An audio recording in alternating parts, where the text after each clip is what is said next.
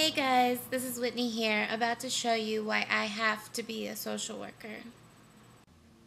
From a young age, I noticed a big difference between what it meant to be poor and wealthy in America. I noticed that living in the projects was much different than living in the suburbs.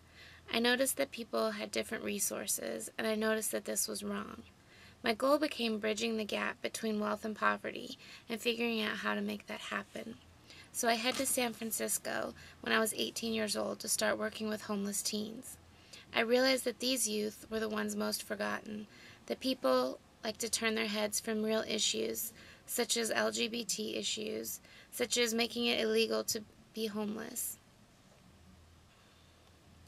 I noticed that people turn their heads and look away whenever they see someone living on the streets. I noticed that laws and policies support kicking people out of the parks they live in. And I noticed that social work was the opposite of all of these things.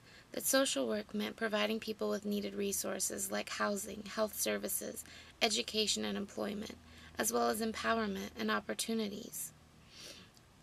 I noticed that social work was about letting people choose. It wasn't about telling people what they should do, but about providing them with the choices that they could make on their own. It was about giving people dignity and worth in a world that turned their backs on people.